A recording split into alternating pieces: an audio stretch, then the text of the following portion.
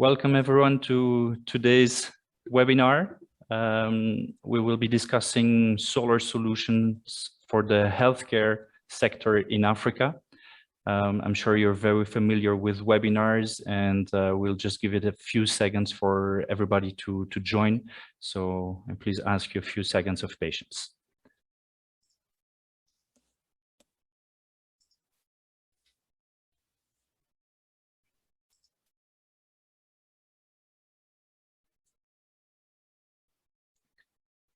Welcome everybody. For those of you who have just joined, we are just giving it a bit of time for everybody to be able to connect with us today, and we will be starting in just a few moments.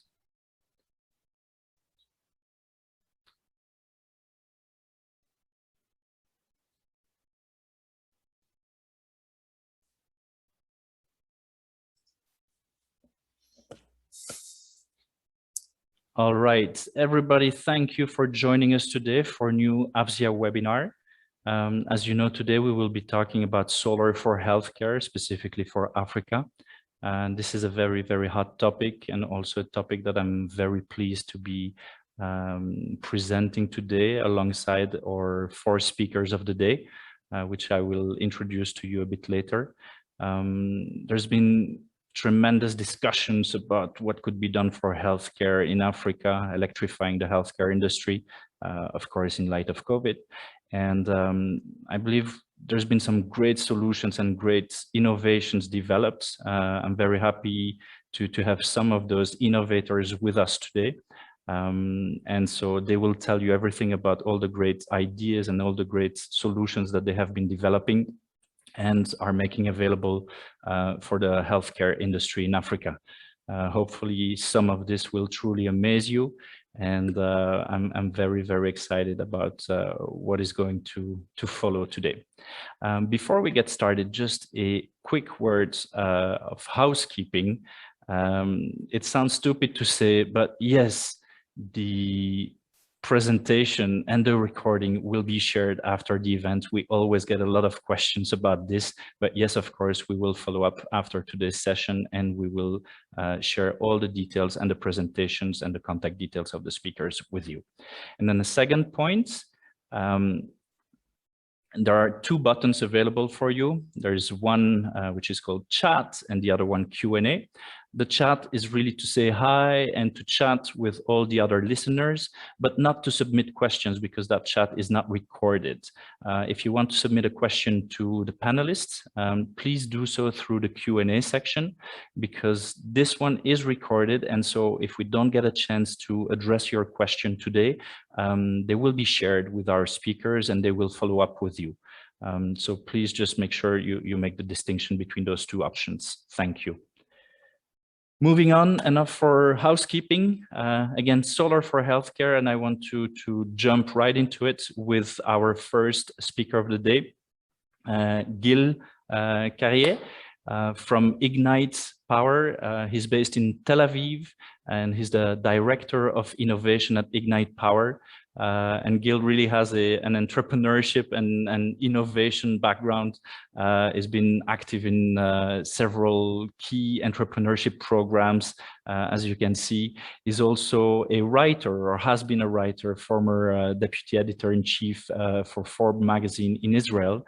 And at Ignite, he's really like the innovation specialist and working on technology-based projects. And so Gil will tell us today about the solutions that the company has developed specifically for the healthcare sector. So it's my pleasure to welcome you, Gil, and may I please ask you to start sharing your screen so that you can start your presentation, please. Thank you, John. Just 1 second.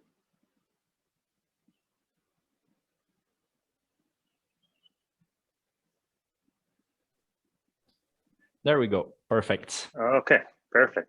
So thank you, John, and the team for organizing this amazing event, and thank you for the introduction. It was quite exciting to hear everything. So thank you for everything and for making this great event come true. And I really do excited because I do think that there is the potential of of us as the solar sector community for the healthcare sector in Africa is absolutely amazing and exciting. And there is so much things that we can do together as a sector and as a community that can impact the life of tens and hundreds of millions of people.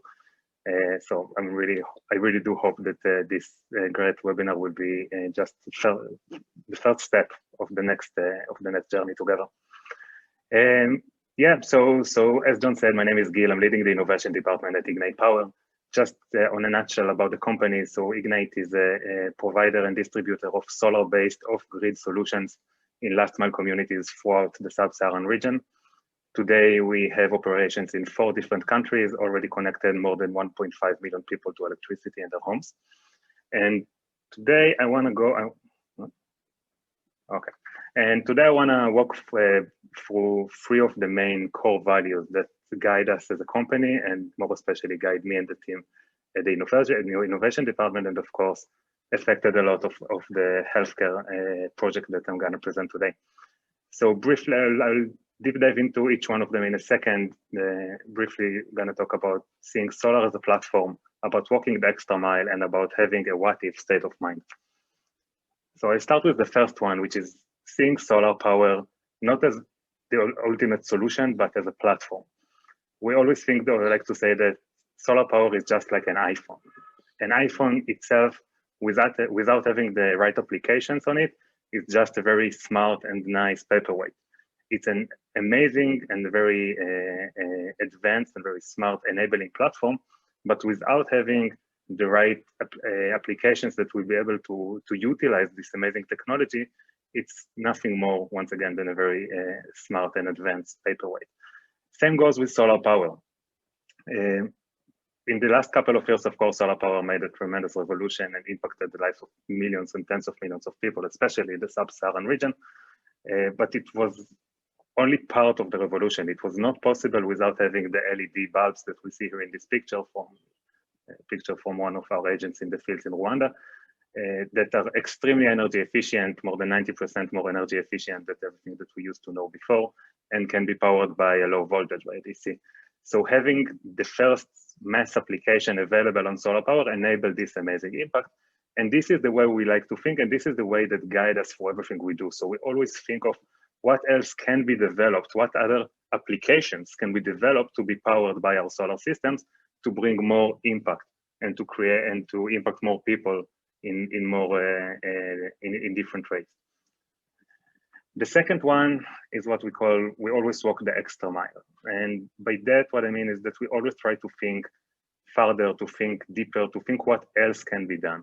We always say that if we are feel too much of satisfaction from what we do, it means there's something wrong. And this was really the first step in our journey in the healthcare sector. And that's because we did quite a lot of work with electrifying last mile health facilities in different countries. And of course, the easiest thing for us was to say, this is amazing, the impact is amazing. So many health facilities now have electricity thanks to our systems. But instead, what we decided to do is to ask ourselves, what can be done more? So over 2 years ago, I led a team going to health facilities in rural Rwanda, places that we electrified in the years before.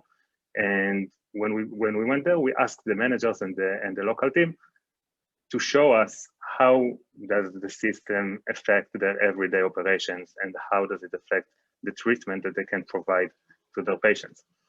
And that was where we first saw that having electricity is of course amazing, but the impact of it is kind of limited, because for last mile health facilities, having solar systems and having lights, it still doesn't mean that they still cannot connect any kind of medical equipment to those systems, because there is nothing that can be powered by solar power.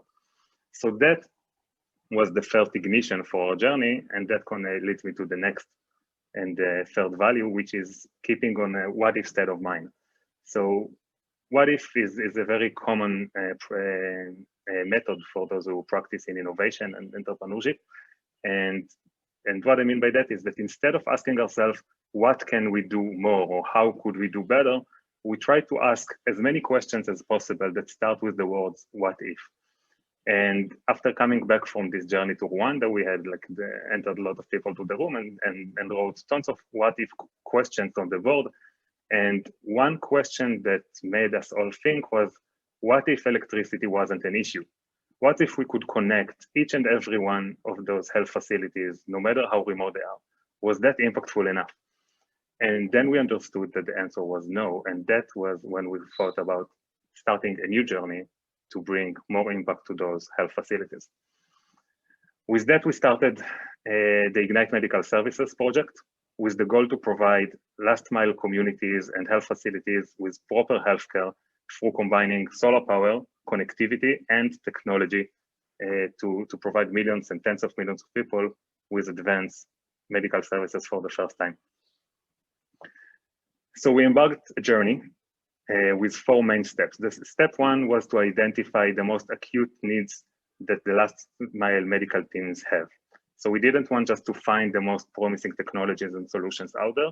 We wanted to start with understanding what are the most important, most critical issues that we need to solve.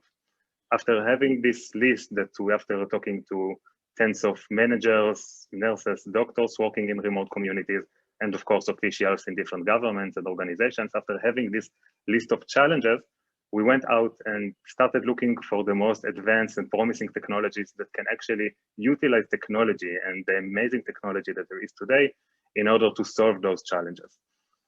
That was step 2. Then step 1 and step 2 were pretty much the easiest part. Step three is where things starting to get a bit tricky. Step 3 was to taking those solutions that we found, that we identified, that we felt very strongly that they could create substantial impact on a huge scale in sub-Saharan Africa, and to adjust them to be able to power by our solar systems.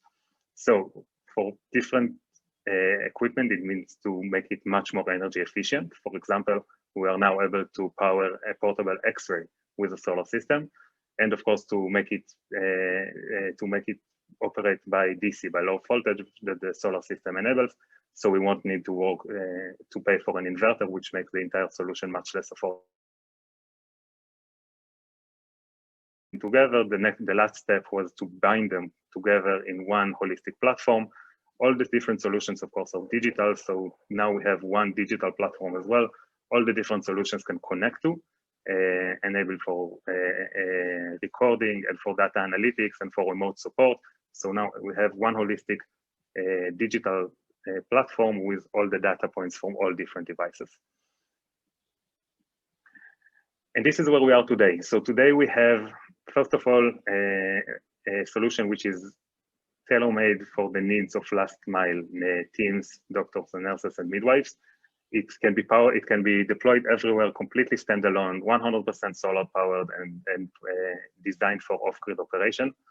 We put a lot of effort in order to have a wide range of different solutions. So today we have like this catalog. So our partners can choose which kind of approach they want to have. We really wanted it to have like this plug and play approach.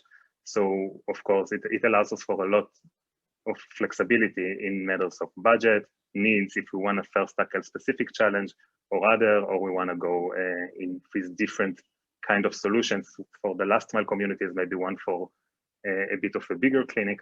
So today we have this wide range of catalog, including starting from fetal monitor and a thermometer, going to ECG, all the way to ultrasound, X-ray, full blood analyzer, and much more than that. Altogether, today, we believe that this is the right solution to create a sustainable, scalable, and affordable impact everywhere. We already deployed it in several locations. Currently, we're operating in Mozambique. Received very strong and positive feedback from the medical teams that was able to operate with the devices up until now. And for us, now we think of the next stage in 2 parallel ways. So of course, there is the geographical expansion when we want to reach more clinics, more people, more teams in more countries. And also there is the vertical expansion when we can bring more technologies, more solutions to the platform, and to bring more impact to our customers and to millions more for the region. I think I made it on time. I'm not really sure. If not, so I apologize, Don. But once again, thank you so much for putting this event together, and I'll be happy to answer any questions. It was perfect timing, Gil. Thank you very much, and congratulations on developing these new solutions. It's really great to see what is possible thanks to DC-based appliances. There's been a first wave of revolution, let's call it like this, with traditional solar home systems, and now it's really beautiful to see all the different kinds of appliances that can also be connected with relatively small and cheap systems. And this is actually what our next speaker, Anshul, will be telling us about. Let me just bring up a quick presentation about Anshul. Anshul is the Director of Marketing and Brands at d.light, calling out of San Francisco, so waking up very early to join us today. Thank you so much. Anshul has been working for 6 years now at d.light in marketing for Asia and Africa, and really brings an interesting background, interesting angle from the consumer durables and electronics. And as I said, he is in charge of marketing and fundraisings for d.light.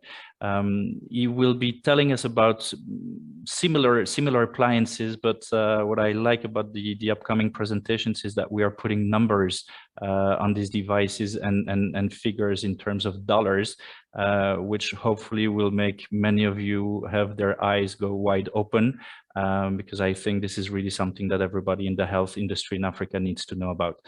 Anshul, welcome. Thanks for accepting the invitation, and the floor is yours. Please, you may share your presentation and start your presentation. Thank you for having me. Maybe just turn on your camera so people can follow you as you present.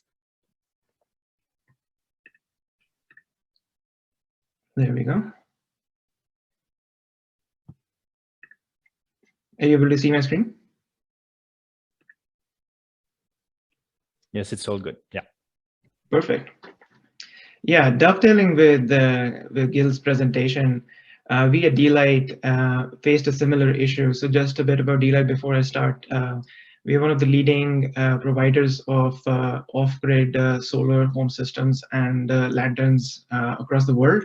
We operate in about 70 countries and have sold over 23 million products since we started in 2006.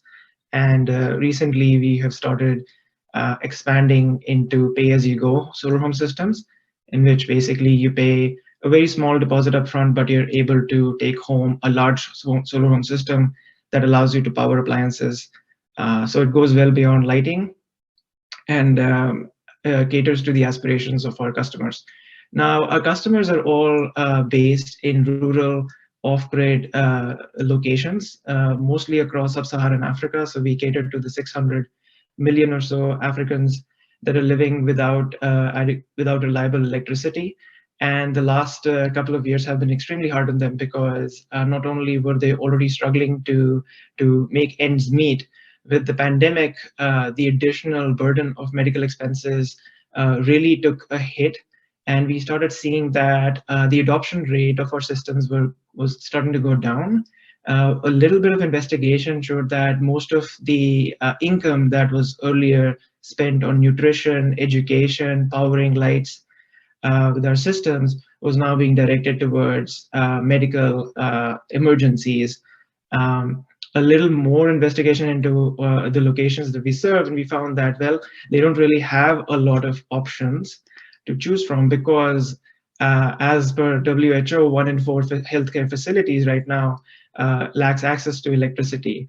And this is especially acute at the base of the pyramid that we serve, where out of the 100,000 or so registered facilities, 51,000 are catering to that socioeconomic stratum. And these mostly are public or private primary healthcare facilities, which have like 4 to 6 rooms and are providing very basic OPD or medicinal healthcare, as well as maternal care, etc. But they get, as of today, 0 funding from the government, because most of the funding that was made available by World Bank and other governments were siphoned off to tertiary and secondary healthcare facilities, which are larger hospitals and regional healthcare centers. located in urban areas. So our customers essentially were suffering, and we decided to use our available resources with solar home systems and other appliances that we already had at hand to kind of create this bundle that we could make available to these primary healthcare facilities, so that at least they could shore up their defenses in their fight against the pandemic and provide better, higher quality medical healthcare to our customers. So essentially, our solution was to offer our X3000 solar power system, which is essentially a large home system that can power up to 6 rooms, and also power appliances, essentially DC appliances like medical refrigerators, TVs, fans, etc., as well as bundle it with a smartphone. And the reason for that was we identified that the issue was not just the lack of electricity, it was also the lack of information and the lack of training that these clinics have, because most of them were not digitized, and they were still relying on paper records, which would get lost when customers used to come in. One of the issues that we also wanted to address was the fact that they could only operate during the day, and most of these customers were struggling to reach there on time, and they would have to return back after traveling 6 to 8 kilometers. So essentially, our solar bundle comprises a solar home system, a smartphone with healthcare apps, and a medical refrigerator, which allows you to stock medical supplies, including vaccines, which is so important right now with less than 2% of the continent being vaccinated. Our X3000 solar home system is able to power all DC appliances. Most of the time, we've seen that these facilities need basic equipment like portable ultrasound machines, water purifiers, small sterilizer, BP monitors, oximeters, and thermometers. Certain basic things that can easily be found to be powered through DC, but right now more power. But these, if converted into DC, consume like 1/10 of that power, and we can easily power it with smaller home systems. The second part of the bundle is our smartphone. The reason for providing the smartphone is two-pronged. One is to allow digitization of health records. That is an important requirement, especially if you're now talking to the Ministry of Health for contact tracing, etc., as well as providing a platform where these medical professionals can get education off the internet. The last one and the most important of all appliances that we decided to bundle was a refrigerator, for a basic reason that now that the dissemination of vaccines has started, these clinics need a place to store them safely, because they get supplies once a week or even once a month sometime. So they have to really know how much they can stock. And in a lot of cases earlier, they used to keep it in ice boxes, and these vaccines would spoil within a matter of hours, not days. So overall, the question is, why go towards DC powered appliances and DC powered systems when you already have mini grids and you have AC powered appliances and lighting? Well, the answer is in front of you. It's all about cost at the end of the day. As I mentioned before, we struggle with funding a lot, especially in the rural context with these primary healthcare facilities. And what we decided was that if we combine our expertise in manufacturing solar products and partner with the right partners which are already pioneering solar DC powered appliances, we're actually able to cut the cost of a bundle of this nature by 1/3. And the best part is that it's not just about the cost, it's also about maintaining the same use case. So the use case that we provide is like you're able to power your lights all night. You're able to run your refrigerator for medical supply storage all the time. You can keep your phones charged for telemedicine or accessing the internet. And also you have task slides and access to the radio for up-to-date information about what is happening in your location. And all of this can be achieved at 1/3 of the cost and 1/10 of the power compared to traditional AC appliances and AC solutions. So in short, what I'm trying to say is that DC powered systems are really underappreciated, and there is a mental block saying that, oh, we actually cannot power anything more than basic lighting with these systems. So that's not true. We've made a lot of advances in the last decade in the industry, and now I can safely say that at least for these primary healthcare facilities, portable solar home systems are better than microgrids because they're more cost efficient. They're able to provide the appliances that we need cheaper and taking lesser power. We're able to provide care and connect them to larger urban centers where they can be referred or take references for their patients. And finally, the best part is that because they're portable and they're not as bulky as microgrids, the equipment can easily be transported to these remote locations, which was one of the biggest issues that microgrid manufacturers were facing. So the great part is for about $1,000, you can have this entire bundle available and install it anywhere on the planet, which means at least for Africa, these 51,000 odd primary healthcare facilities can be completely powered for less than $50 million. And we've taken a small step in that direction thanks to our donors, and we've already started powering about 500 facilities, and that's just the start for us. That's all from now. Thank you very much, Anshul. I'm sure that there will be some questions coming our way after your last slide.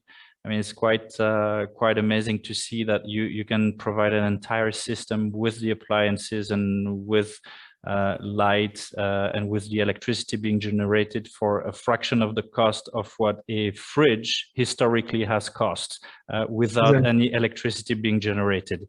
And when you look at the last slide, yes, 50 million could actually cover the equipment and the installation for half of Africa's health facilities. Very often we hear that electrifying the healthcare industry in Africa will cost billions. Actually, I think you've just demonstrated that's not the case. At least for the basic facilities, the primary healthcare facilities in rural areas. But there are other types of facilities, and this is the second part of our presentation. I would like to introduce to you our next speaker, Dr.Peter Lilienthal, who is the global microgrid lead at UL. Some of you may not be familiar with UL, but it's a really global specialist in certification. And more than working with UL, Peter has actually been working a very big part of his career on Homer, which I'm sure many of you are familiar with.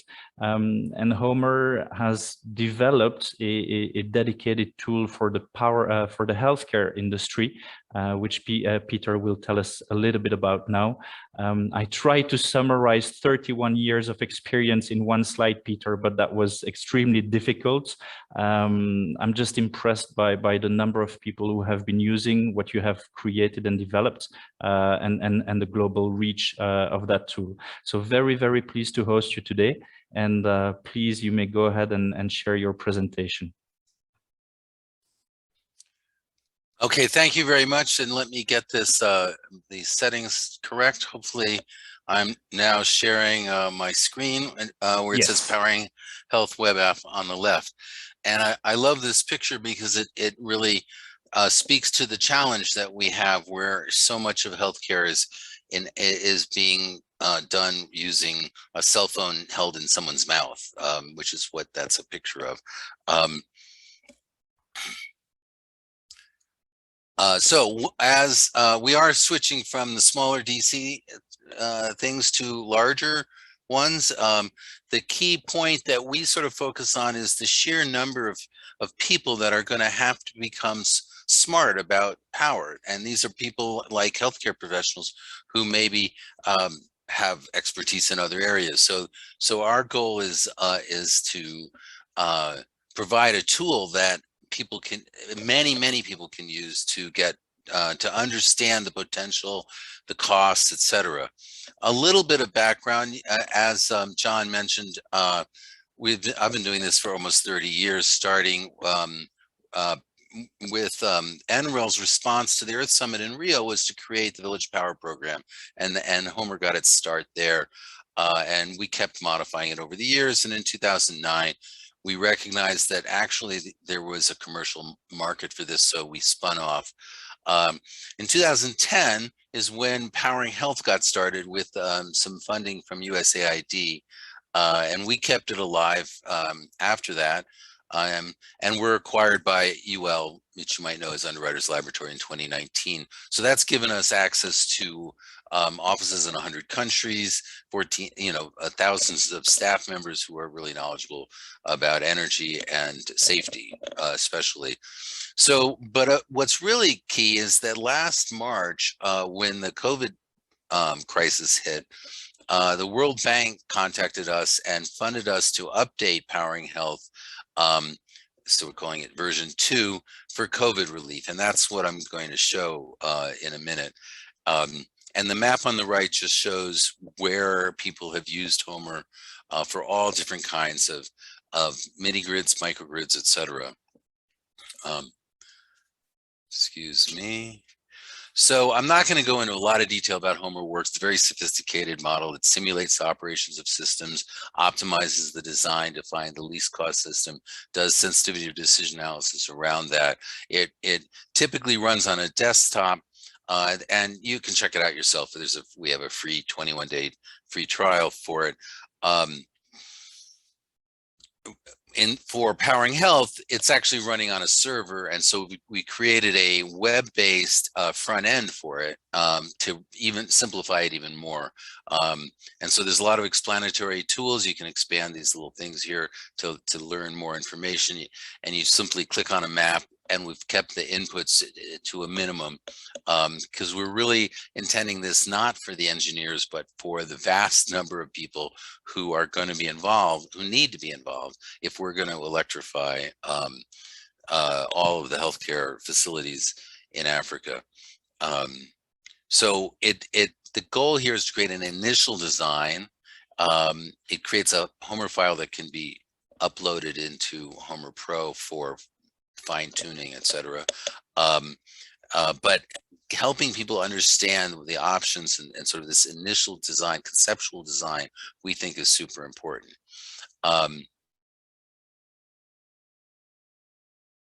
Slide was a screenshot as well. And here's on the left, the list of all the different, we've categorized different applications that you'd find in a healthcare facility. And you see there's quite a few of them. On the right here, we have expanded just the COVID related ones, just to give you a sense of what's in there.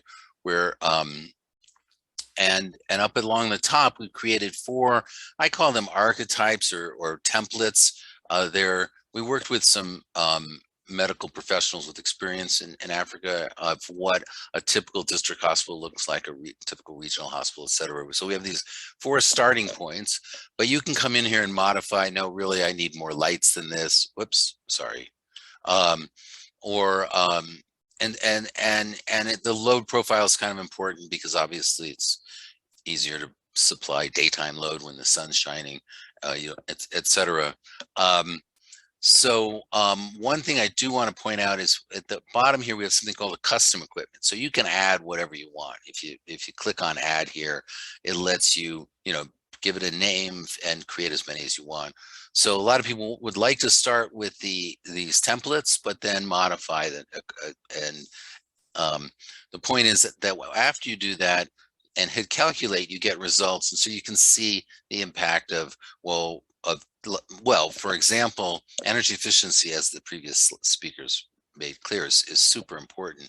How much less does the power system cost if you use energy efficient appliances, for example, and that's almost always worthwhile. So here's the results, the initial sort of results that come out that show, for example, I think it's kind of interesting here. Sorry, we're having work done. So it's the problem of working from home. Sorry. I don't know if you can hear that or not, but anyway, the least cost system is this one on the top, and so here's the capacities, etc. It actually does have a generator, but the generator only runs like 200 hours a year, 212 hours a year. the genset alone, which is sort of the default option, is you can see it uses over 4,000 liters of fuel. So putting in a backup generator for this size system, this isn't the tiny systems the previous speakers were talking about, this would be like a small hospital, reduces the cost by not quite half, reduces it maybe 40% or so, but only uses a tiny amount of fuel. If you want to avoid the generator altogether, the next line here, yes, that increases the cost of energy, but it reduces the whole hassle of dealing with the generator. Even just adding storage can be helpful. But so these are four generic, four solutions, four categories of solutions. If by clicking on them, you can pull up even more detail. It provides an input report here, and it creates a Homer file that you can pull up in Homer Pro for more detailed analysis. So in conclusion, wait a second, my computer is weird. The goal here was to create something simple that non-engineers can use to get the process started, because even if you should probably hire an expert to install a system, but you want to be able to have an educated conversation with that person about what you need and compare options and understand the sizing and costs especially. So that's what we created. It's a very simple app, but it creates a Homer file so more detailed analysis can be done in Homer Pro. This is probably really obvious, but that solar plus storage is the most sustainable source, and the practitioners in the field, their frustrations with diesels is well understood, and it's just not sustainable if that's all you've got. But it can make a good backup technology and reduce the size of the storage and solar panels if it's used sparingly, and to do that, it only needs to be used very sparingly. So the H in Homer stands for hybrid systems, and even if it's just solar plus storage, that's still a form of hybrids. But understanding how all these technologies fit together and what's the least cost solution, that's been our whole mission now for almost 30 years. And I'm going to leave it there. Thank you. Thank you so much, Peter. Great tool, and of course there are many listeners joining us today who are solar professionals, and everybody will have developed their own skills at sizing and determining the appropriate specs for solar systems. But I'm sure there's also many healthcare professionals joining us today who may not be experts when it comes to solar. And I think this tool is particularly helpful to help them gauge the impact of different choices that they may be making when, for example, writing a tender and asking solar professionals to submit their proposals. And this is actually one of the topics of the next presentation with Abudullah. You may stop sharing your screen. I will do it like this. Our next speaker is Abudullah Kulaib. Abudullah calls us from New York today. Thanks for making it. It's also early for you. You are with UNDP, and you are the regional specialist at the Regional Bureau for Africa. You've been with UNDP for 8 years, mostly focusing on private sector initiatives. And now you are really in charge of the development of the solar for health energy as a service model, which I'm sure many listeners are eager to hear about, because this is often one of the problems that is being highlighted when the private sectors works with international entities the budgets and the structure of financing projects is not always best aligned with the reality of a solar project or the reality of a solar company. And I think today you are going to tell us about a new approach from UNDP. And so I'm very, very pleased to welcome you today, Abudullah, and please, you may go ahead and share your presentation. Thank you, John, for arranging this, and thanks to AFSIA. I'll try to make it as interesting as the other panelists who really came up with very innovative products and platforms. So do you see my screen now? We see your screen. You just need to click on presentation mode. This is not presentation mode. Yeah, there we go. Perfect. So basically, as you know, and I believe other panelists said that only 28% of rural health facilities have access to reliable energy in sub-Saharan Africa. UNDP has been working in installing solar assets since 2017. We've installed 900 solar assets in health facilities, mostly in sub-Saharan Africa, but as you can see also in the MENA region, benefiting really 30 million beneficiaries. However, we really came up with a challenge, which is sustainability. These assets, as we know, have a lifespan of 15 to 20 years.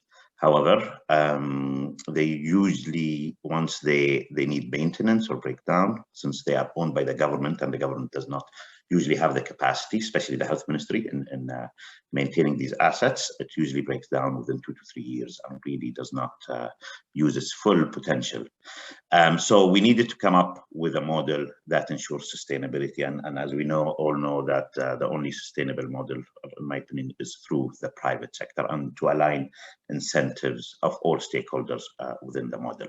The other challenge, of course, is the COVID-19 and the need for cold chain and storage facilities, and really to scale up and deploy solar assets to health facilities as fast as possible to mitigate this crisis.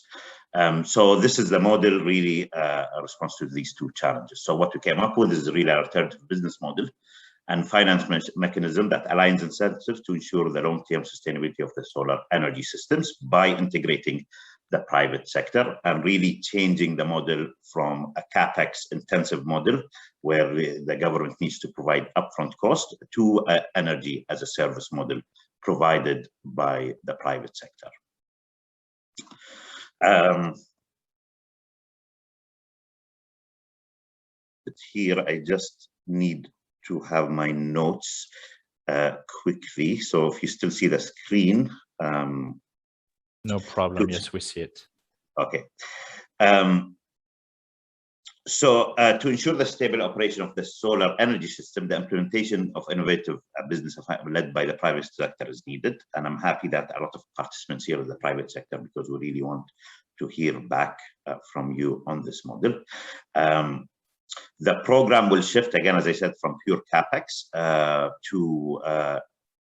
for the installation of energy generating assets to an impact-driven model, which rewards the delivery of clean, reliable, and affordable energy services by energy service providers through an energy as a service approach.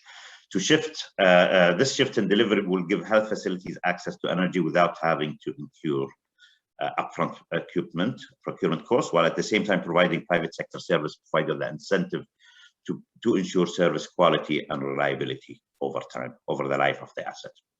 The proposed model should also enable the private sector to mobilize finance from development financial institutions, impact investors, and local financial institutions and commercial banks, improving as well as the local capacity in financing renewable energy by addressing the offtake risks.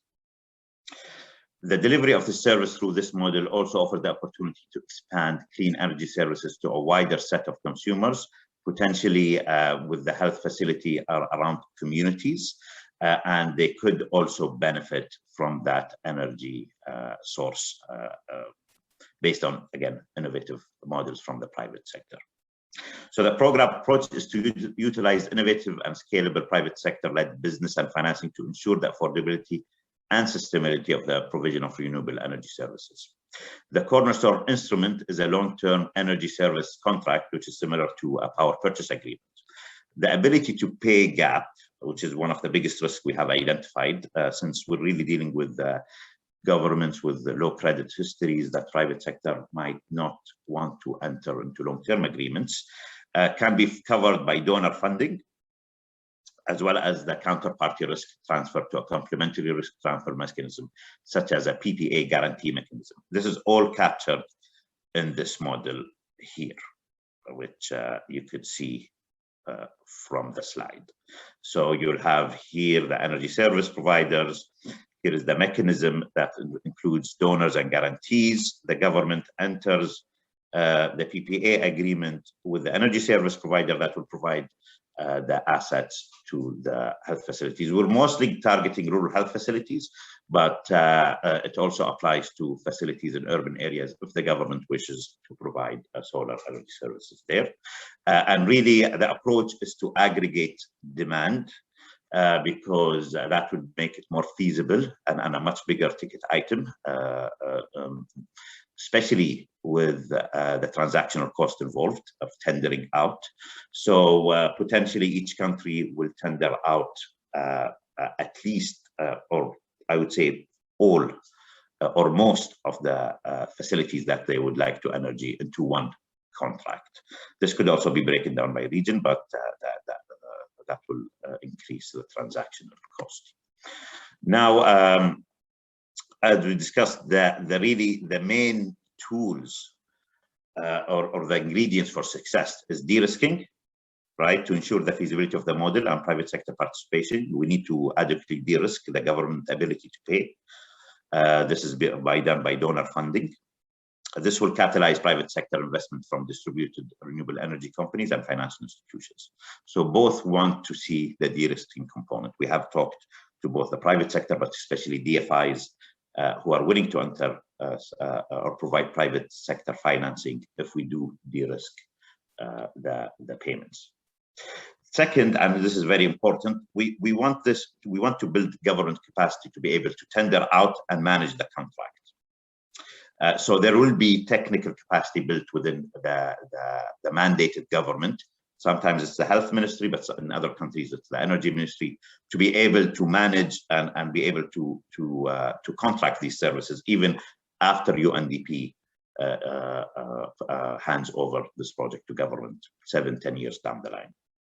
We also want to ensure local energy providers have the technical capacity to participate and establish partnerships with regional and international energy service providers, so that we could build the local ecosystem for energy as a service, create jobs also at the community level in these rural areas. So that's another aspect that we're looking at, and it's not just getting energy as a service without involving the local ecosystem. The third important is a regional knowledge platform to ensure best practices and technical support is provided to governments.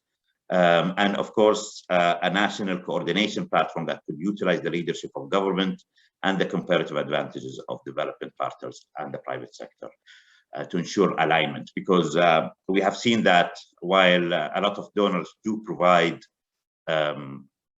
support in this area at the country level, it is really not coordinated and could have a lot of synergetic value if they're coordinated with one plan and one strategy for the government to electrify solar energy, to electrify health facilities in rural sub-Saharan Africa.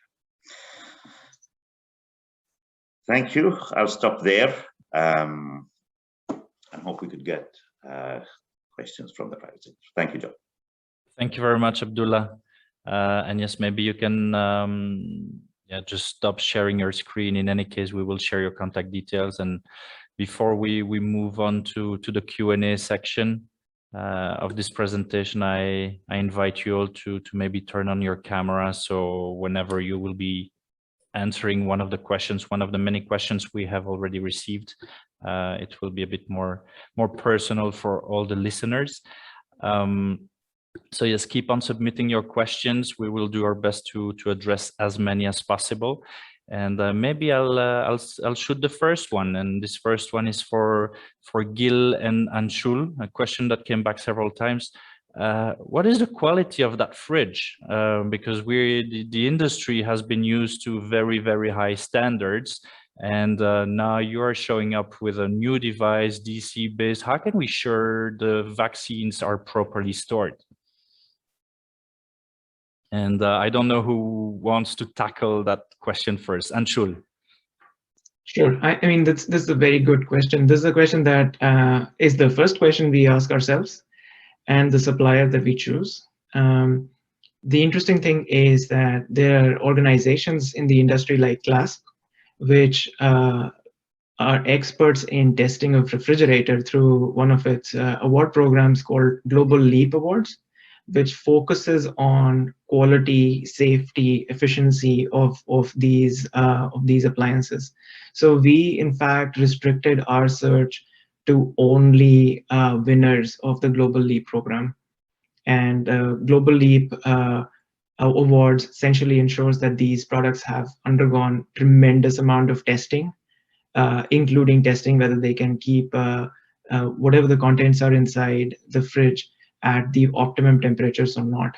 And we obviously get the same guarantees, and we test these products ourselves as well with our systems before we even let it out to a single customer.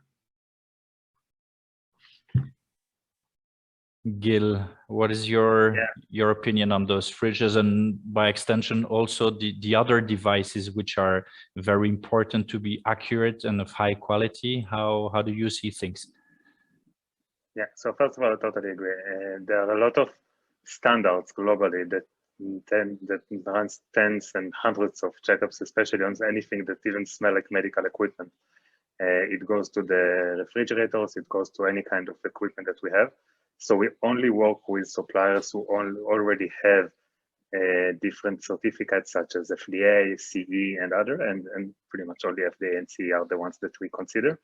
We won't operate with any kind of supplier who's still in the process of having the approval. So we want to be the first time that this kind of device will actually operate on the field. So we only work with certified suppliers who already own these higher standards that are possible, that we know that we can trust them. Thank you very much.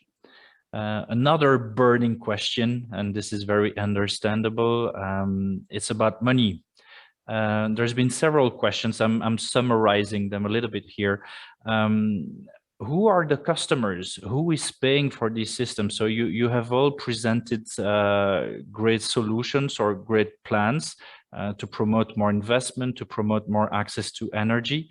But in reality, in the end, who is paying for this service? Is it the health facility? Is it donors? Is it the government? Can you please clarify a little bit on this? And maybe Abudullah, if you don't mind starting. You mentioned something at the end of your presentation, but there were many questions, so I think it's important to explain your program again. Good, thank you. Of course, the government will be paying, as they do now, right? All governments have a budget to electrify health facilities. It might not be enough to electrify all, but they do have the budget within the government budget to pay for these facilities. However, they will need support from donors. There are a lot of countries who donors pay for these energizing health facilities. What we're trying to do is kind of bring them all into one pot and tender all this out, using part of the payment from donors and part of it from the government. Our ratio, in a way, so the winning bidder of the tender, right, the private sector will win based, of course, meeting the technical requirements and then offering the best financial offer, which will be probably based on kilowatt per hour, right, in energy. And our thinking is the government will pay the maintenance and operation portion of that, whatever it is, 30%, 20%, while the donors pay the capex, which they're already doing, which is 70%. But instead of having it as an upfront cost, it will be over 10 to 15 years. And that's how the private sector will make its profit and recoup its investments through its kilowatt per hour price and the financial bid. Thank you. Very clear. Thank you very much. And what about you, Anshul and Gil? Are you also working with governments directly because they are in charge of healthcare facilities, public healthcare facilities, or do you adopt a different approach? Yeah, so as Abdullah said, the one who has the budget is the local government, the Ministry of Health, and of course a lot of different DFIs, organizations, and donors who are very active in this sphere. So we collaborate with everybody who is willing to support such an important mission. I do want to just, Abdullah, if I may, just one note on what you just said. You said that one of the main consideration is the price per kilowatt or the amount of kilowatt hour. And I really do think that this is the time to reconsider it, because I think that solutions like ours and like d.light and other many amazing solutions that we know from the field can provide an amazing impact with less kilowatt. And I think that this is where the sector should go now. And I think that this is the right way to look at it. So this is just like a side note. But to directly answer your question, so yeah, exactly as Abdullah said, we work together with governments, not just because they are the ones who have the budget, but also because we believe that having a proper medical services is something that the government should be the one providing the citizens with. So we see ourselves more as supporting the government's efforts to provide its citizens with the medical services. Yeah, I would just I would echo what Gil has just said. We invite funding from all corners wherever we can get it.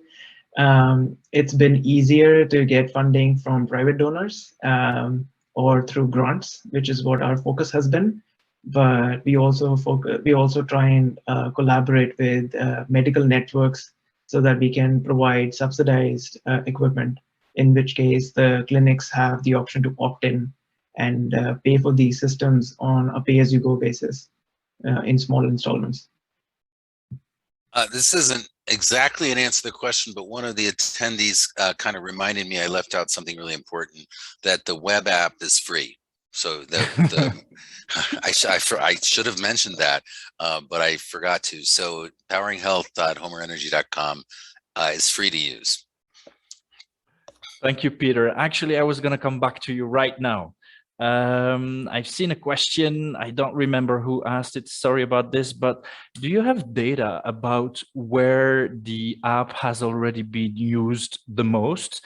And do you have some maybe some track record in seeing a link between usage of the app and actual projects? Are you able to track this? That is a really good question, and we collect an enormous amount of data, so much so that we're actually having trouble mining it. So we're just in the process of hiring a database expert to extract that kind of data from this enormous amount of data we've collected. I think it's probably a little too soon to say for version 2 that we just started working on it last April or so and finished it maybe, about a year ago. Version 1 got a flurry of activity when we first created it, but USAID moved on to do other things. We kept it up. So I think it's a really interesting question to see where it's being used the most. Correlating that with actual systems built might take a little bit more time. It's really unfortunate how long it takes to develop projects, but at least these smaller projects tend to get done faster than bigger projects can. And that actually, not to plug my other panelists stuff, but that is actually one of the advantages of these small standalone DC things, is that they're just super easy to deploy. But the bigger, sort of more comprehensive systems, just take time. No, thank you very much, Peter. And yes, those are indeed two different kinds of applications, two different kinds of uses, and I think quite complementary, actually. Yes. Yeah. Abdullah, coming back to you, a little bit of a similar question, talking about numbers. You mentioned UNDP has already been involved in many solar projects. Can you give us a little bit more granularity on where have you done projects and maybe the size, average size of projects? I mean, what are we talking about exactly in terms of the work that UNDP has done? Good, thank you. So it's basically, and this is one of the reasons we came with the model. We've done the old-fashioned build the asset, give it to government, without giving them the technical capacity to operate or maintain it, or any of that. And this comes from donor funds like the Global Fund or Norway, and we usually build it. And as I talked earlier in the presentation, what we found out is it's not sustainable because the government do not have the capacity to continue maintaining, to operate it, both financially and technically. Right? They don't have the resources and they don't have the technical capacity to operate and maintain. And we've done this, as you could see in Zimbabwe. I believe we electrified over 70% of rural health facilities. And we've done it in Sudan, Zambia, South Sudan, Malawi, Namibia, Nepal, Angola, Liberia, Chad, Uganda. So we've done it all over the place, but we want to shift that model for a more sustainable model, which is why now it will cost almost the same as taking the asset, right, and giving it to transform it into kind of a service. The cost is the same. The advantage of turning it into a service again is the sustainability. That's the biggest advantage, and to include the private sector, of course, through this model, create local jobs, and really build the ecosystem locally on solar for health. Now, the facilities are not huge. I'm not sure how big, but especially for rural health facilities, the cost of a facility could be as low as 20,000 up to 60,000, depending on the. I don't have the kilowatt, but I could get back to you on that. But maybe you could estimate that based on the cost of the system. And it's really hundreds, as you could see, 900 facilities so far, and storage facilities done. So I hope that answered your question. Yeah, that's perfect and quite some sizable work indeed. Thank you very much. And you mentioned something which gives me a nice transition to my next question, again to Gil and Anshul. I've seen some questions from the listeners who are asking about the longevity and the quality and the trustworthiness over time of the appliances, not only the fridge and the quality of the temperature control and everything, but in general, do you have enough background now to know exactly how long those DC systems last? Because there has been some cases where the traditional solar home systems go wrong in relatively short period of time. How can you give some trust to our listeners about the quality and the durability of the products that companies active in the DC side of things are bringing to market? Who will be the first one to take this? Yes, Anshul. I can probably take that since we manufacture the products. Yeah, so we faced the same issues when we started our d.light back in 2006, where most of the products which were solar powered had SLA batteries in them, and SLA batteries have a very short lifespan. The first thing we did was transition over to lithium, and even in lithium we transitioned to lithium ferrophosphate batteries, which essentially have the largest life cycle amongst all lithium batteries. In fact, there's the same technology being now used by Tesla and other big EV brands as well. The average lifespan of such products is 8 to 10 years, and this allows, and this has very high thermal efficiencies as well. So if you're placing it in a place which has, say, 40 degrees C outside, a normal lithium or an SLA battery would probably stop functioning, but lithium ferrophosphate batteries can take that easily. They can go up to 60 degrees C and still maintain their battery chemistry.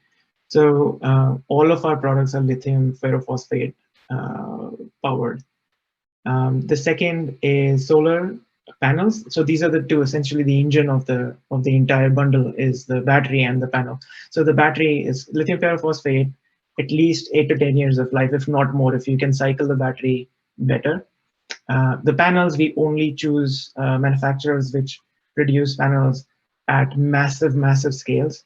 So, and we only take the top binned panels, the highest quality panels, which at least offer about 25 years of life, which is now the industry average, to be very honest. Solar panels are not really the problem. It's generally the storage of the energy, which is the challenge. And we've already adopted the best technology out there and tried to scale it to a stage where it becomes affordable. That's the other question also. It has to be affordable at the end of the day. Of course, if I wish I could have provided a battery that lasted 50 years, but that would cost at least 1,000 times more than the batteries that we have right now. So it's also about balancing scale with quality. But we offer the best at the price that is possible, which is lithium ferrophosphate. Gil, what is your take on durability of products and how we can convince maybe some of our listeners today that yes, DC systems are systems which can go the long run? Yeah, so first of all, I totally agree with everything that Anshul just said. For the sector, the standards go higher and higher, which is an extremely good thing. We also only work with elite suppliers, only certified by Lighting Global and other gold standards. And we also provide guarantees for every deployment. So we can make sure that even if there is any kind of issue with any one of the systems, so of course we can replace it with no problem.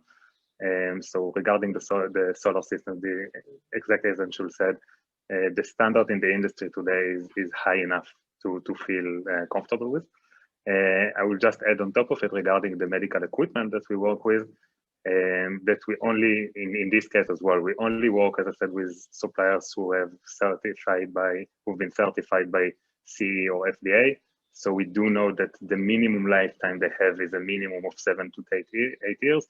And even if this is the case of 7 years, it's just because the technology is 7 to 8 years old, and we don't know how more than that it will last. But we assume that it will be much north to 10 and 12 years.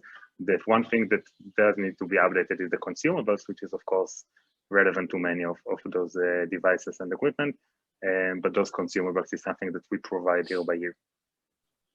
Thank you very much. That was actually addressing another question that we received. Like we talk a lot about solar energy and kilowatt hours, but somebody was also wondering about the medical equipment quality, durability. So yes, very good to know that you have the same requirements in terms of quality between the solar components and of course the appliances that you are providing. Peter, I have a super difficult question for you from Jérôme. He's asking, okay, well, what is the load of a rural health facility? And by extension, I would like to ask you, what are the different kind of loads if there is such a thing? And I mean, the answer is difficult, and this is the entire point of this discussion here, I would assume. There are different sizes and different requirements of power for different healthcare facilities, and that's the entire beauty of it. But please tell me if you disagree, or tell me how you see things. Well, we believe people should figure things out for themselves to a large extent. So we created those templates, those 4 generic, if you will, what a small rural clinic would look like, what a regional, there were 4 categories, but really people need to go, that tool that we created allows people to answer that question for themselves, by saying, well, in this clinic we need, how many lights do we need? Okay, and which other equipment do we need? So there is no single answer to that question. Across the continent, across the world, these clinics aren't that standardized. So that was the whole point of our app, was that the flexibility to give people the flexibility to figure out for themselves how much power they need. And it really is quite easy to do with the app. I might also say, in relation to the last question, I just think it's important to distinguish the quality products that d.light and Ignite have that are designed for this application versus in the US and maybe in the rest of the world as well. There's a whole industry creating DC appliances for camping and for recreational vehicles, etc. And so you don't want those. Those aren't intended to be used every day, and they're not. But so I just think we should, because you go on the web and you look up DC appliances, you can find all kinds of stuff, but you want the stuff designed for this application, which is what d.light and Ignite have done. Just thought I'd mention that because I've looked at DC appliances, and if it's designed for an occasional camping trip, that's really not the same thing, you know. Thank you very much. Makes total sense. And just to complete the answer, Anshul and Jill, your systems are based on which watt peak? I mean, we're talking about 300 watt peak, correct? 300 watt peak is the. Sorry, go ahead. No, Gil, why don't you go ahead? I was just about to say that. Okay, so yeah, 300 kilowatt peak is pretty much the average. As I said, because the solution is very much plug and play. So if we choose a clinic which needs to operate the X-ray more than like twice an hour for 1 hour, so of course the peak will go higher than that, and then we will need bigger systems. But that's the beauty of this design. So we can design it so we can choose the exact amount, the exact kind of solution we want to have, in accordance with the budget, with the size, with the amount of electricity we want to have, and with the kind of solutions that we want to provide the clinic with.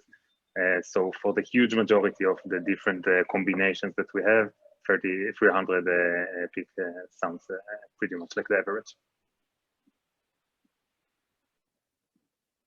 Yeah, for us, it's closer to 100 to 200. Because we also provide the appliances. So our focus is always efficiency of the product. That's why we already have a catalog of appliances that we've tuned to work best with our systems. And all of those are hyper efficient. So we don't need to go super high, because then that will start adding on the specs for the battery and the panel. And, you know, it's a slippery slope from there. But yeah. At least the basic loads, the most important loads, like refrigerator has the highest load. So we've already ensured that the high load appliances, we already have them in our catalog, and we've already worked on making them super efficient. Yeah, and so if we talk about 300 watt peak or a little less, we're literally talking about the daily load of around a kilowatt hour. So this is very, very small. And this is why those solutions are so cost efficient. Abudullah, back to you. You mentioned in your previous answer the different countries where you have already done project before applying your new approach. And Xavier is wondering, are you in the new approach, are you going to be focusing on the same countries, or on the contrary, are you going to be focusing on other countries, or is there no link and you will be focusing all over Africa? I will take the last answer. However, in the beginning, we are focusing in countries we are already doing so. So right now, our main focus is Malawi, Namibia, Zambia, Zimbabwe, and Liberia. But we are expanding this to other sub-Saharan countries based on government interest and based on donor interest in providing the resources. So it is really a model that is scalable throughout sub-Saharan Africa. And we're starting with chosen ones who already have experience with solar for health with UNDP, but then expanding this beyond that based on donor resource availability. And just to clarify this model has not been applied yet anywhere. We are still in the process. Probably the first tenders for this will be coming out in 2022 and maybe beginning of 2023. So that's to answer, because I've seen some questions on whether this was, Yeah. And as a follow-up question on this, Abudullah, we have a question from Ofonama. Little bit of a picky question, saying governments in Africa have a tendency of defaulting on agreements and payments in particular. So how can you ensure, especially when you ask the private sector to start engaging in the long run with local governments, how will this model actually ensure that the local governments actually do their part? Well, without dealing with that risk, this model doesn't work, right? And as explained in the presentation, the main ingredient for success is de-risking the payments. And this is done by getting donor resources and making the payments through UNDP as a trusted partner that will, after the, and it's a performance-based payment, right? So once the energy service provider does provide the energy, we do monitor the quality and how much they provided, and based off that, make the payments through UNDP. So this is the idea of that. And for the government, that and the proportion that the government will pay, we are looking at guaranteeing that payment. So that should take, hopefully, all that risk about the ability of government to pay or the default and mitigate that risk completely from the private sector. Thank you very much. We have many questions, Anshul and Gil, about are your systems readily available and for purchase by individuals or by small companies, and if so, in which countries? So I will not ask you to list me all the countries right now, but definitely I'm sure you will be able to follow up with the listeners who've been asking those questions, because we will be sharing all the questions with you. There was a specific question for Gil. I believe it also applies to Anshul, but I'll ask it to Gil. How do you mentioned this modularity, and the question was about, okay, well, maybe the needs will increase, and what is the minimum size of what you can do, and what is the maximum size of stackability that you can do? Like, how far can you go with your systems? How far can we go without any limit? So it's very similar to the process that we saw in the solar home systems market. So our focus at Ignite is primarily the deep rural communities.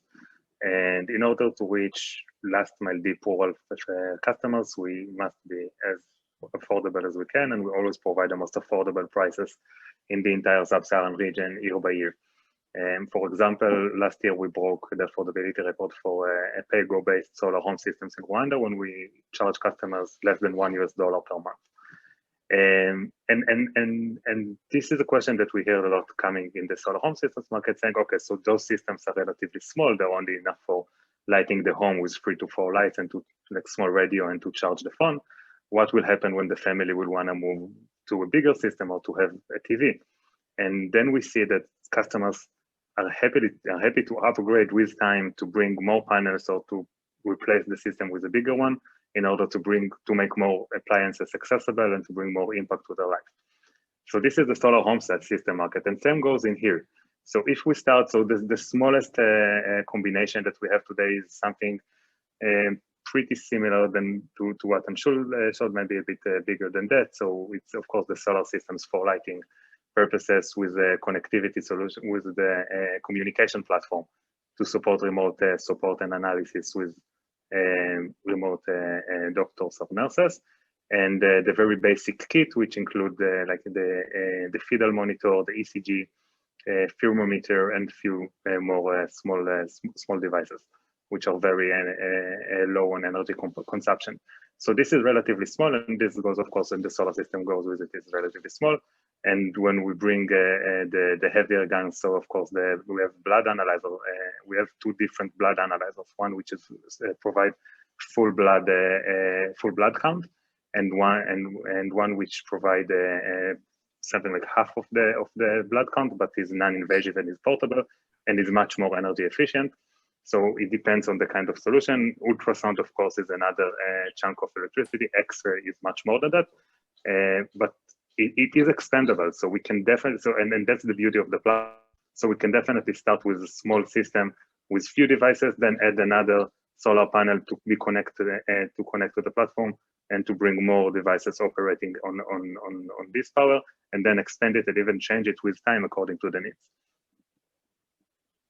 Thank you very much. And you, Anshul, is there a limit? Do you see a limit in terms of appliances that can be powered or size of system, after which you say, okay, well, this is no longer DC, it must go to traditional AC, or do you actually see an unlimited future? Yeah, I mean, just as I mentioned with refrigerators, one of the challenges we were facing earlier was that it would just take a kilowatt hour in a day just to power a refrigerator. And now we have a lot of companies, including bigger brands like Embraco, etc., who are making these compressors which take just 15 watts to run the refrigerator. So I think the industry is moving in the right direction. And as more and more brands wake up to the need of these rural healthcare facilities and in general, the context of Africa, I think innovation is the only thing keeping us away from making almost all appliances ultra efficient. We've just started with refrigerator because it's such a ubiquitous need. It's needed across the world. And as and when we start moving to other appliance categories, we'll start seeing major decline in power requirements, and which will make it easily compatible with any system, any DC powered system. Well, we look forward to this and to seeing all these new appliances come to market. We have many more questions, but I'm conscious about time, and so I would actually like to ask you all one last question. It's a bit of a philosophical question, but I wanted to end on a positive note. And Peter, I need to warn you, I'll start with you. If you could do one thing, if you could change one thing right now, immediately, to improve electricity access in the healthcare industry in Africa, what would be that first thing that you think is possible to do right now, must be done, or at least must be considered first? You need to unmute yourself, Peter. Yes, thank you. There's several things, and I'm sure some people are going to be talking about financing, but I'm going to talk about training.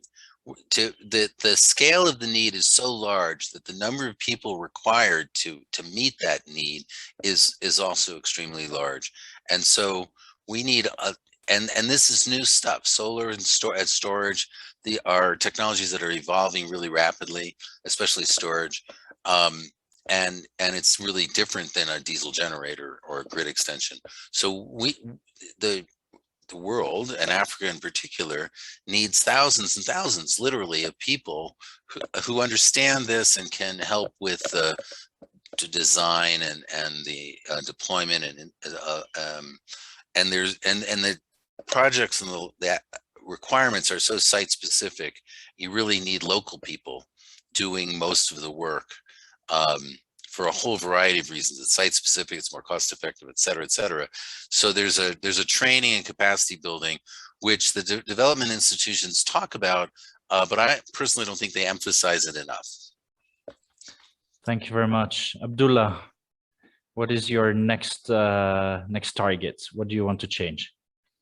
Well, really, the regulatory environment, I think, sometimes impede innovations such as what was presented today. And we need really better regulations that encourage investments in these countries and encourage innovations. So I would say that, as you know, Africa is at the bottom of the list in terms of ease of doing business.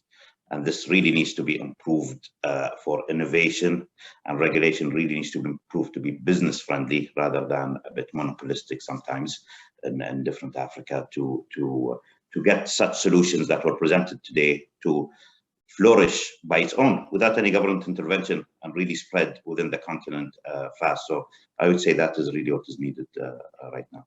So. Thank you very much. Gil, what is your next dream? What is your next ambition? And you're also on mute, Gil. Yeah. Sorry about it. Yeah, I will say also changing the shifting, like to see a shift in the state of mind. So I think that we too often than not when I talk to people in different countries and tell them about Ignite and about what we are doing. So the first question is, so how big is your portfolio? How much of megawatt do you have? And I also try to, the first thing I try to explain to them is this is not the right way to think of it, thinking about Africa, because it's not just about how much electricity can we produce, but how much impact can we create with as low energy as possible in order to keep things much more affordable. And it goes to the home appliances sector, it goes to the agriculture sector, and it definitely goes to the solar-based healthcare sector. I think that if we're able to change this state of mind in order to develop more and more projects and devices and solutions that are energy efficient, and people will start to measure their impact and not just the amount of electricity, we will be able to expand this impact drastically. Very good. And Anshul, you have the difficult task of being last to answer this question. What would you see? What would you like to see happen? I think, in addition to everything that has already been said, and my wish list had those points as well, but the final point that I would add is breaking of silos. I just feel that I've noticed that there's a lot of work being done on the health side, and there are specific agencies focusing on improving, on having health impact, and then there is our industry, which is focused on improving efficiency of individual products, like solar or refrigerators. We look at it piecemeal, like one at a time, but there is no conversation happening across the board between health and solar and electrification as two problems, which are actually one problem that can be tackled if we both talk to each other. For example, the biggest issue we have is we don't know the use cases across the board. We have to go there and individually find out, or we don't know which facilities need this help right now. But that is information maybe that the health side already has. Agencies working on the health sector already have that information. And similarly, they don't know what equipment is available, but we know what is available. So if you were to just have these conversations and approach it together, I think we can make a lot more impact much faster. Well, I'm humbly hopeful that after today's session, there will be more healthcare professionals reaching out to you and to start this discussion. It's good to hear the answer from you too, John, on your same question. Me? Thank you for putting me on the spot there. No, actually, I'm not saying this to be nice with you and with your presentation, but I firmly believe in energy as a service and pay-as-you-go approach. When we look at the data, because we collect a lot of data about projects, about solar activity across all ranges of different kinds of projects, we really see that a lot of companies, a lot of users do have a strong benefit in using solar energy, but very often they just don't have the cash. And at the same time, the fact that this is energy as a service, it ensures long-term quality because it's in the interest of the provider to make sure that the equipment lasts long and produces the energy that will be sold. So it's really like almost like a no-brainer, and I hope more and more financing can come to developers, to companies coming up with great solutions like this, because they want to do more projects, they want to sell more products, they want to do more business, and this is beneficial for all. So if there is one thing I would like to see is just more anything as a service in the future, because I firmly believe in this. And okay, well, I did not expect that, but thank you for putting me on the spot. Before I let everybody go, I would like to tell you about upcoming events from AFSIA. We've been working on some pretty cool stuff for you. Next week, we have an event mostly focused on South Africa, because you know they've been changing the policy there, and it's now possible to do 100 megawatt projects without any specific requirement for licenses. And Scott will tell us about how to optimize your solar ROI for those large CNI projects. The week after that, we will have Jacqueline, who will tell us about how to step up your PV game with AFSIA. I didn't know that. It's actually with Seagen Solar.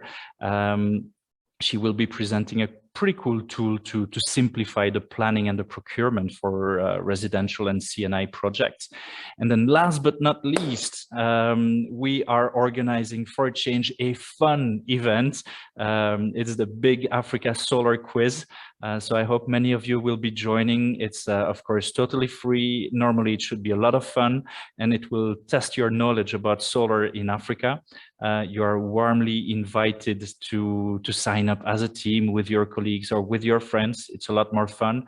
But if you're alone, no problem. We'll get you in a team, and hopefully there will be many of you. We have an amazing quiz master, really one of the most knowledgeable person I know about Africa in general, and specifically about solar in Africa. And so I really hope that many of you will be joining us. So this is it for today. I thank you very much for joining us, and of course a big thank you to our 4 speakers. I know some of you have gotten out of bed very early today for this session.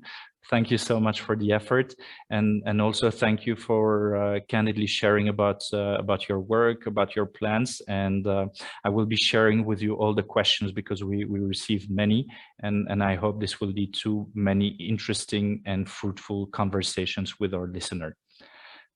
Thank you once again. You all have a great rest of the day, and I look forward to hosting you again very soon. Thank you, John. Thank you, John. Thank you so much. Bye-bye.